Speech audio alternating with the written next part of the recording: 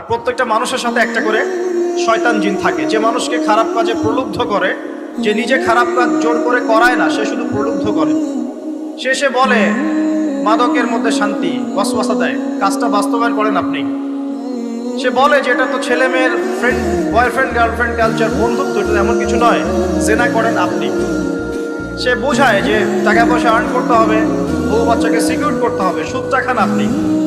সে বোঝায় যে তুই তো একসময় চলে যাবি, সন্তানদের জন্য কি রেখে গেলি, তখন ঘুষটা খান আপনি।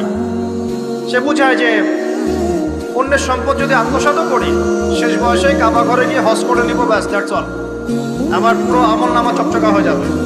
এভাবে শয়তান ওয়াসওয়াসা দেয়, কিন্তু কাজটা করি আমরা। কোনো সময় কোনো সময় শয়তান দাড়ি টুপি পাগড়ি জুব্বাওয়ালা মানুষকেও নেক্সট স্রোতে ধোকা দেয়। কোন স্রোতে? এদেরকে বদ স্রোতে ধোকা দেয় না, নেক্সট স্রোতে ধোকা দেয়। সে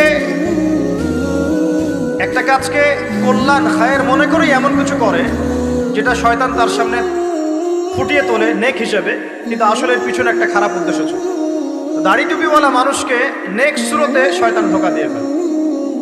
কোনো সময় ভিতরে অহংকার জন্ম দিয়ে দেয়, কোনো সময় ডিগ্রি সার্টিফিকেটের দামান্ড নিয়ে আসে, কোনো সময় নারী দিয়ে পথভ্রষ্ট করে ফেলে, আর কোনো সময় অর্থের প্রলোভন দিয়ে পথভ্রষ্ট করে।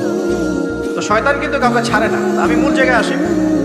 প্রথম যে জিনিসটা এই বিশ্বটাকে ধ্বংস করছে, এটা হলো বস্তুবাদিতা, যেটা আমাদের এই সমাজের মধ্যে এখন রন্ধ্রে ঢুকে গেছে।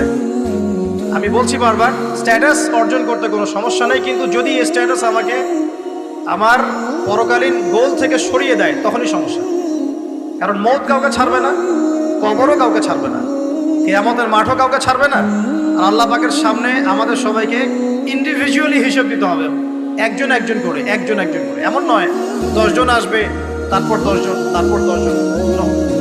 আব্দুল্লাহ তুমি আসো, আব্দুর রহমান তুমি আসো, এই মোহাম্মদ তুমি আসো, এই দাউদ তুমি আসো, একজন করে।